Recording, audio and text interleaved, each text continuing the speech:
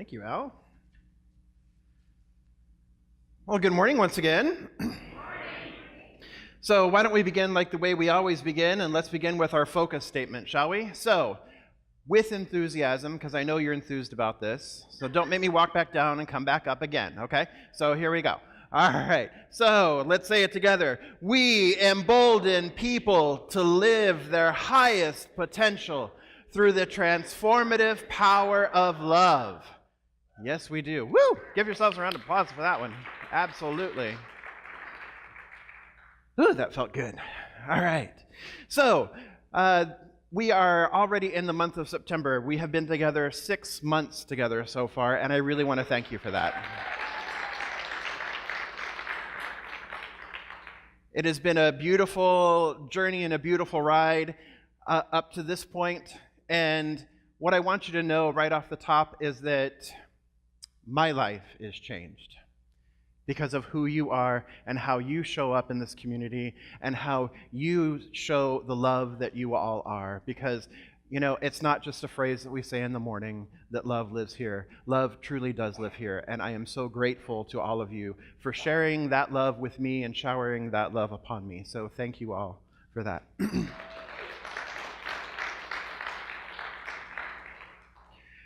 So now that we're here in the month of September, what we're talking about in the month of September is we're talking about the power of affirmative prayer. We're going to try and do that so that it doesn't catch it there. All right. For those of you who might not have been here last week, YouTube and Facebook, the thumbnail photos that they always clip for the thing, always has my hand standing straight out like this. So here you go, Ace. There we are. Because every single one is that way, so there we go. All right, so I'm going to try and I don't think it's going to work, but it's the power of affirmative prayer. And so last week what we talked about is are you ready to receive? And what I realized is that I had that wonderful talk title up there, and then I never bothered to say what that talk title was about.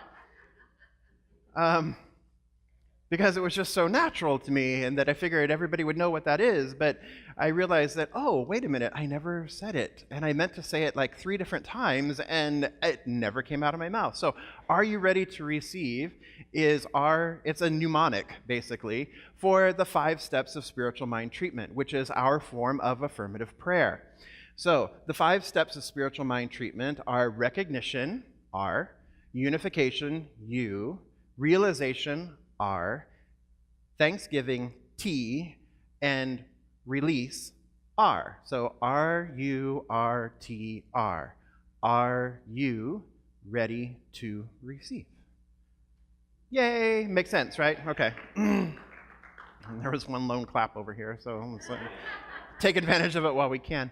So are you ready to receive? And so basically what we are talking about when we talk about spiritual mind treatment, or when we talk about affirmative prayer, which is another way we refer to it, is that it is a series of affirmations. It's affirmation upon affirmation upon affirmation.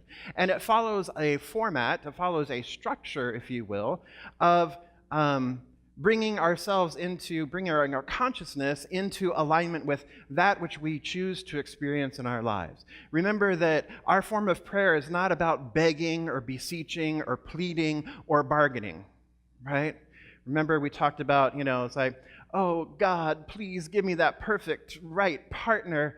And if you do, then, I'll give up chocolate, right?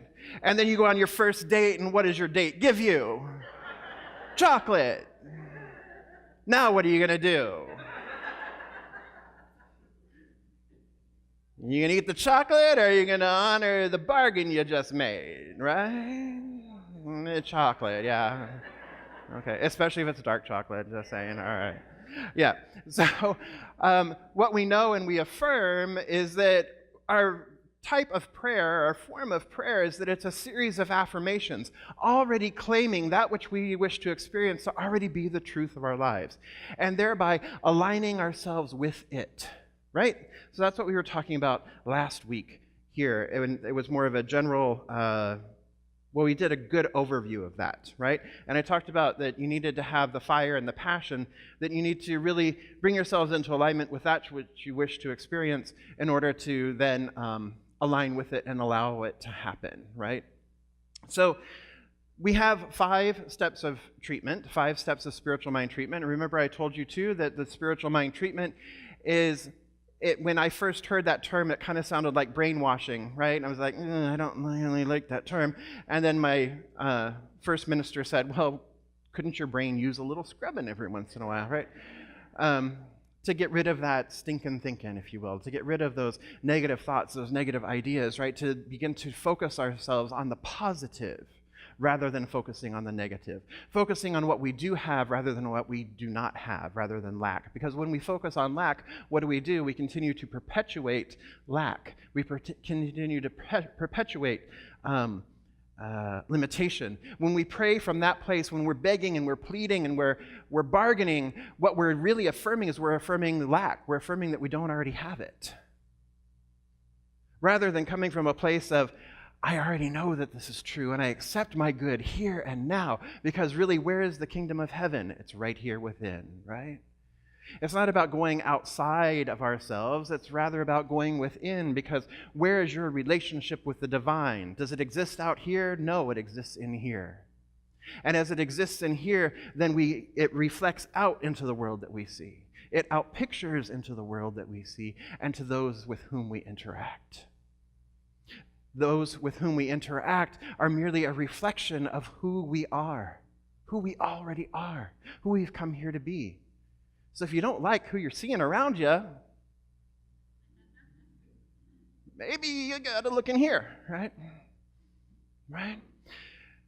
So when we're talking about affirmative prayer and we're talking about spiritual mind treatment, there are the 5 steps of treatment: recognition, unification, realization, thanksgiving, and release. So today what I like to do is I like to focus on the first 2. I'd like to focus on recognition and unification.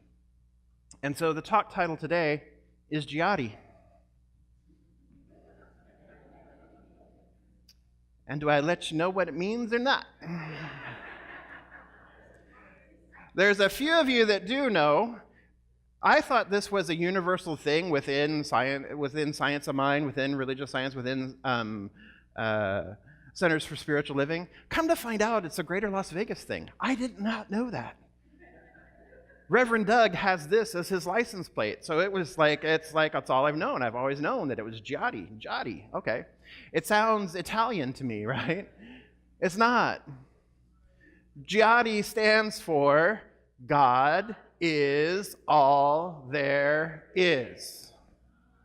And the lights got brighter, right? It stands for God is all there is. Because truly that's what we believe, right? That God is all that there is. There is nothing but God. There is only God. There is only the one power, the one presence, the one infinite eternal beingness. This one I choose to call God. And that is the basic principle, that is the basic tenet, that's where we all start from with Science of Mind, with Centers for Spiritual Living, is that God is all that there is. There is nothing else other than God. How's that sitting? Okay. What about the word God? You know, when I first started here in Centers for Spiritual Living, oh, heck no. God? Really? You're using that word? Oh, no. I don't know if this is right for me.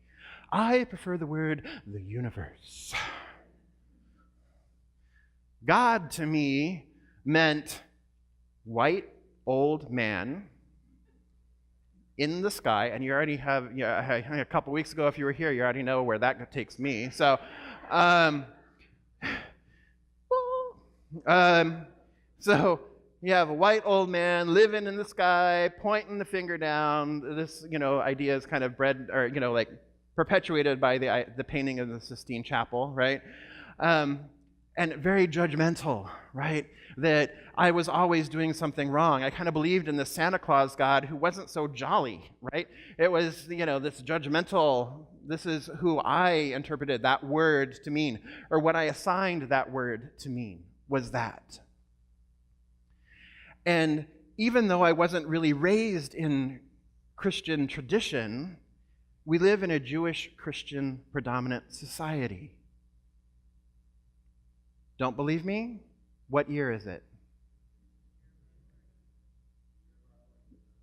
Right, the year of our Lord, 2018, right? We all agree that it's 2018, for the most part, right? Maybe not. But we all agree basically that it's 2018, right? So we all have that, we live in this society and we live in a world where 2018 is what is recognized more globally, just so that we can continue to have conversations with each other, so that we can kind of agree on a time frame. So this is the God that I had in my head, and so that was like really ugh to me, right? And so every time Reverend Doug or somebody else would say God, I would go, eh, every once in a while. Every once in a while, every time, for a while. Until I started taking classes. Until I enrolled in Beyond Limits, which is another version of Foundations.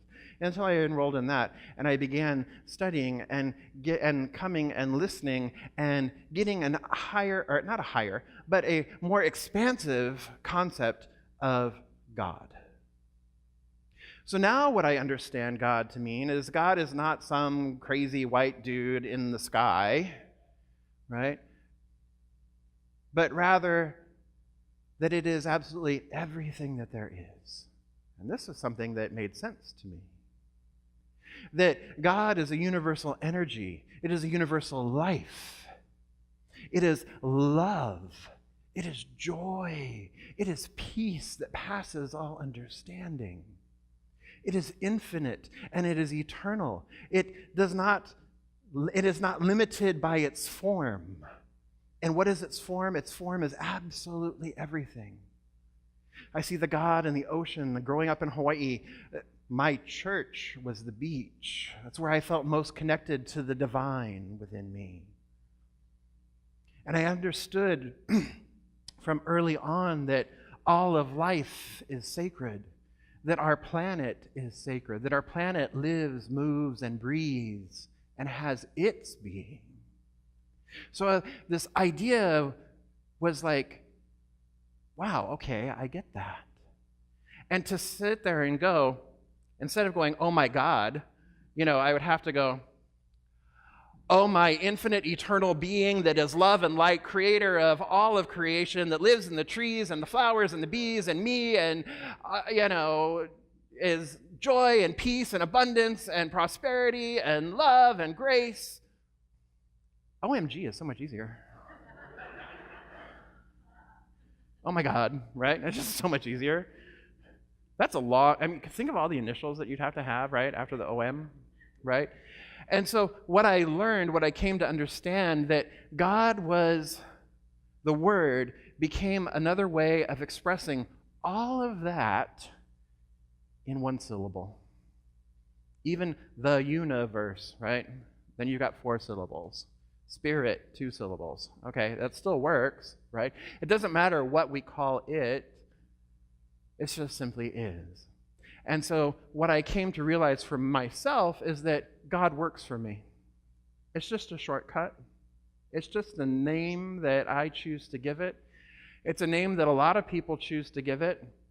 And when I am talking with our Christian brothers and sisters, or our Jewish brothers and sisters, or our Muslim brothers or sisters, or anybody else, they can have their own idea of God, and I know what I mean by God, and I can have a conversation, and we're still talking about the same thing, ultimately, which is the one power, the one presence, the one life, the one love. And so for me, that's what God means. And so when I recognize that, then what I know is that God is all that there is. I see it in every face in here looking back at me so studiously. But I see it in everybody's face. I recognize it in the birds that sing and the tree behind me. I recognize it in all that is. that makes up our beautiful city, that makes up our beautiful community at Riverside Community Center for Spiritual Living, that truly God is all that there is. And if God is all that there is, if in the beginning was the Word, and the Word was with God, and the Word was God, and that which God did not create was never ever created, then what I know is that everything has to be God. Everything has to be the divine. Everything has to be the divine manifestation, impartation, and emanation of the one life, which is God, which is the divine, which is love. Therefore, I know that that has to be true of me too. Right? Because if all there is God, if there is only this one universal energy that makes up absolutely everything, that animates absolutely everything, if that is all that there is, then what else could I be made of? What else could I be made from? Who else could I be other than the divine made manifest? Yes? And then who else could you be? Same thing, right? You can't be anything else. If God is all there is, if love is all there is, you can't be anything else. If universal life is all that there is, you can't be anything else. You have to be that too. And so the first two stages of treatment honor that and expound upon that and express that as a demonstration, not a demonstration so much, but as an affirmation of what it is that we teach here, as an affirmation of principle, that God is all there is. And if God is all there is, then I am one with that too. Then I am that as well. So that is recognition. So we're recognizing that God is all there is. Then we're unifying with that idea. We're not necessarily unifying with God, because you can never be separate from it. If there's only one thing, you can't be separate from it. So what we're unifying with is we're unifying with that idea that we are the divine. So it's recognition and unification. And so when we're doing our spiritual mind treatment, these are the two most important steps. I don't care what other people tell you, because I know there's some other opinions out there. But for me, these are the two most important steps: recognition and unification. If you can get recognition, if you can recognize that God is all there is, and you can feel that in your body, feel that in every fiber of your being, with passion and fire, and the knowing that you know, when you can feel that, and that when you feel the recognition and the unification that I am one with that, that I am that the Spirit lives, moves, breathes, and has its being in, through, and as me, what else do you need to do? God knows what you have need of, and it's God's good pleasure to give you the kingdom. There is nothing lacking. It's all abundant. We live in an abundant universe. There is no thing that is lacking from our lives. And so when we recognize that, when we recognize that Spirit is all there is, God is all there is, love is all there is, and we're unified with that, and we know that we know that we know, what more could you possibly ask for? Because when we enter into that state, what we've entered into is we've entered into a state of grace. And it is the law of grace that then brings forth all things. We simply allow and surrender and behold the awe and the magnificence and the beauty that is all around us. I don't have to beg, I don't have to plead, I don't have to try to manipulate, I don't have to try to do anything. Because it's already given. It was already given in the beginning. God already knows what I have need of. So if you can get those two first stages of treatment, and you can align there, and you can really feel there and anchor in there, then the next three stages of treatment, realization, thanksgiving, and release, come easily, effortlessly, and naturally. They just flow. Because what is happening in the realization stage, as I shared with you last week, what's happening in the realization stage is that we are aligning our consciousness and we're bringing our thoughts into that which we wish to experience. And so it can be a little bit more specific, but don't be so specific that you're limiting God. Remember I told you it's like you're praying for the red car. Well, you get the red car, but it's a beater. So what are you going to do? Right? this or something better, right? And then the thanksgiving piece is that acceptance that it already is so. It's giving thanks. It's expressing gratitude for what is already so. Never an expression to, because there is no separation. Who are you expressing it to? Who are you saying thanks to? To God? Well, where's God at? Here. So, you're welcome. You're welcome. What? Thanks. You're welcome. Right? So it's always a giving of thanks for. And then the release, of course, is the surrender of turning it over and allowing Spirit to do its work. Allowing the law of God, that creative medium that only says yes, that only knows how to make things possible. Just like we don't necessarily know how the soil makes the plant possible. We don't know how the genetics of the plant, we don't really know how the genetics of the plant form that seed, forms a sunflower rather than a pumpkin, right? We have ideas, but really the way that it works is yet a mystery. It's beyond our real, true comprehension. So, recognition and unification, then everything else follows through.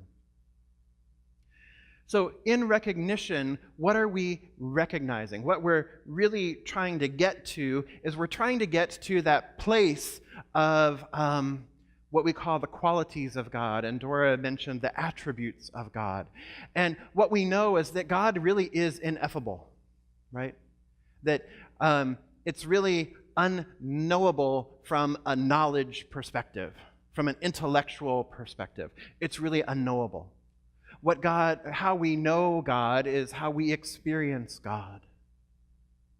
And where we experience God and how we experience God in the center of our being. So God is almost what Jung would call an archetype, right? And so when we talk about the attributes of God or the qualities of God, we are not assigning human qualities. We're not assigning human tendencies. We're not anthropomorphizing God. Rather, what we're doing is we're looking and we're expressing qualities that are actually archetypes. And so what I mean by this is like love. Define it.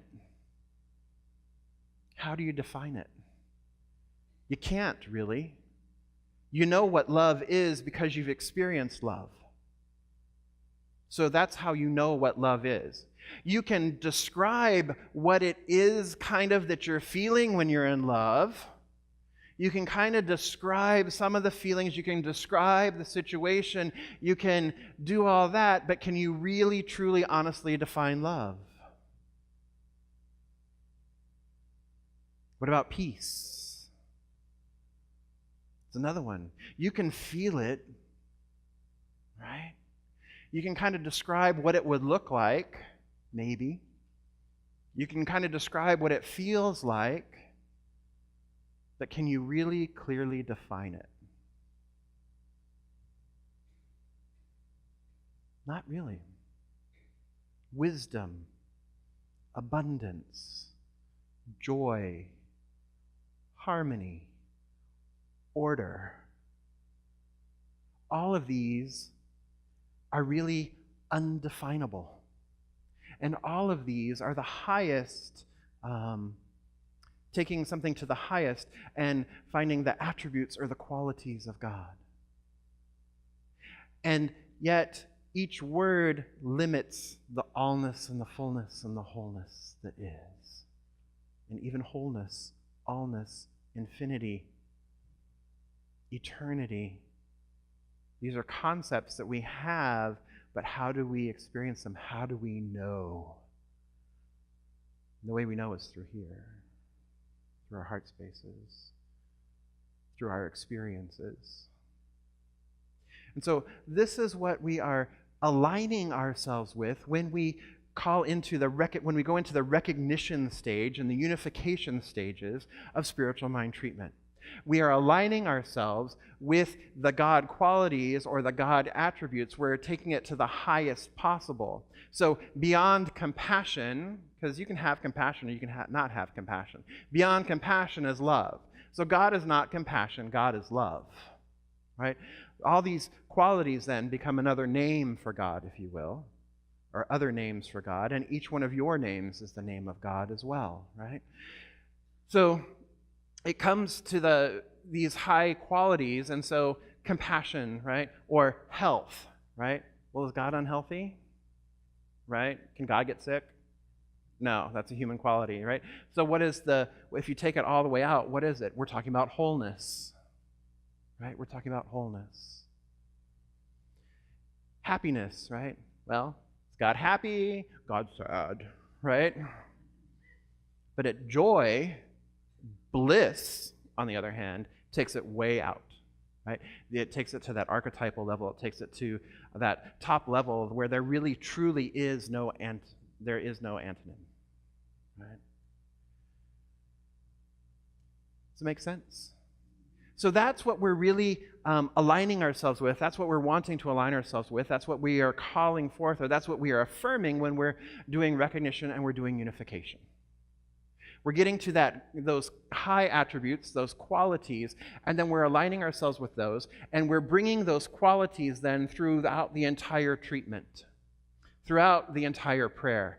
So the quality of love is going to appear in recognition, it's going to appear in unification, it's going to appear in realization, appear in thanksgiving, and appear in release. You can pull it all the way through the treatment, right? Because you're aligning with yourselves with that. Yes? All right. Who wants to play? Who would like prayer this morning and is willing to play? Vicky, come on up.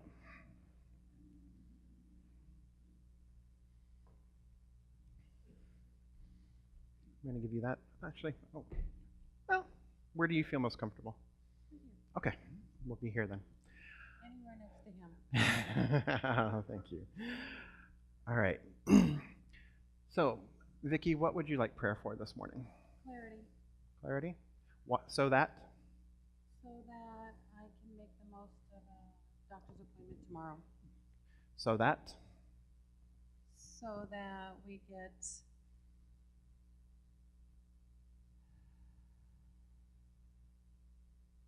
not necessarily answers, but a path to our journey. So that? So that it's not so overwhelming. So that? So that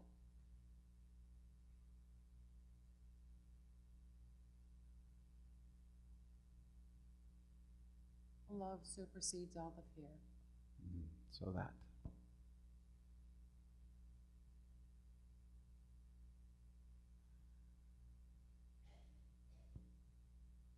So that we have peace. There we are. So that we have peace. Okay, go ahead and keep that. So, hold on to that for a moment.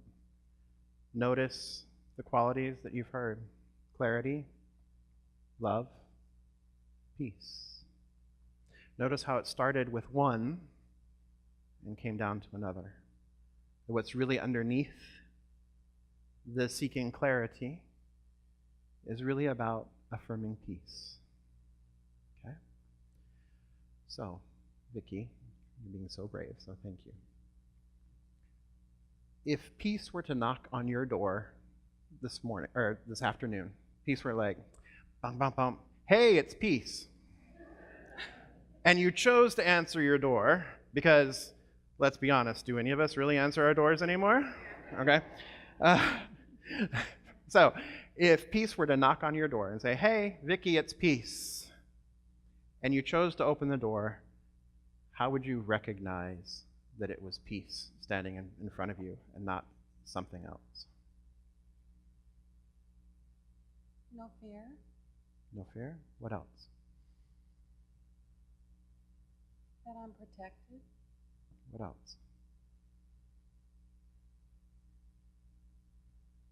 That I was meant to open that door. So a faith? Security? Okay. stability.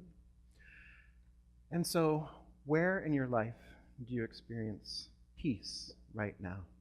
That feeling that you're expressing now, where in your life do you experience peace now When I'm here, when you're here? it reminds me.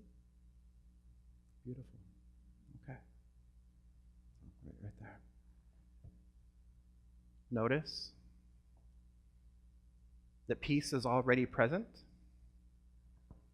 Notice that you already know what it looks like and what it feels like, and that you already experience it in your life right now. So the possibility of experiencing it in other areas of your life is even greater than that. And that because you already recognize that peace is a possibility, because you're already recognizing peace in your life, then what I can know and affirm is that peace is available to you tomorrow as well. Right? Because that's really, truly what there is that underneath everything there's peace. Right? And you already know it. Peace already lives within you. If peace didn't already live within you, you wouldn't know what it looks like, and you wouldn't be able to recognize it in your life today.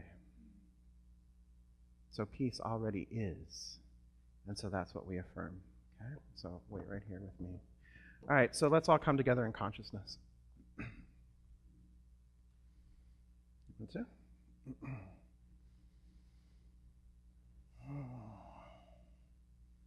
And so what I recognize right here and now is that there is one power, one presence, one life. And this life is peace. It is the peace that passes all understanding. It is the clarity and the divine wisdom of the ages. And it is the love that lives right here, right now, always and in all ways. And so what I know is that peace is the word of creation. That love is its activity and action. And clarity is the wisdom from which it flows. And so I recognize, too, that this peace, this clarity, and this love is all that there is. For these truly are the words of God, the attributes of God. They are other names for the divine itself. And so I recognize that that being all that there is, that I am that I am. That the peace, the clarity, and the love that simply is all that there is me. I am one with it. It lives, moves, breathes, and has my being in, through, and as me. I am peace. I live in it, I breathe it, I express it, I share it always and in all ways. And as I know that this is true of me, I know that this is true of Vicky. That right where she is, peace is. That right where she is, love is. That right where she is, clarity is. And so I speak my word here and now, recognizing that the power and the presence of God expresses in, through, and as Vicky and all of her affairs, that right where she is, the peace that passes all understanding is present, that it is already expressing in her life fully, completely, and wholly in everything she does, in every interaction that she has. I know that clarity shows up and expresses as the clarity of through the doctors, the wisdom through the doctors, the wisdom that already is available. I know that this is available to her right here and right now. I know that the peace that she already is available to her. And I know that this is wrapped in love. It is surrounded in love because love truly is all that there is. And so I give thanks for its unfolding right here and right now. I give thanks for the peace that lives within Vicky. I give thanks for the clarity expressed. And I give thanks for the love that simply is all. And I release this word into the law, into that creative medium that already knows yes, that only says yes, that knows how to create everything. I know that it brings forth peace and clarity and love, because it can be no other way. And I simply let it be, and so it is. you.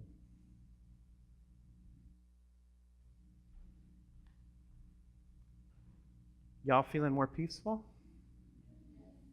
Recognizing that what happens in consciousness, it's happening in the consciousness of the one praying, and it's happening in the greater field, right? Even though the treatment, even though the prayer was for Vicky, where the prayer is taking place is right here, within me. It's about aligning our own consciousness with the peace and the clarity and the love that is. It's aligning ourselves with that. And then from there, being and becoming, expressing those qualities.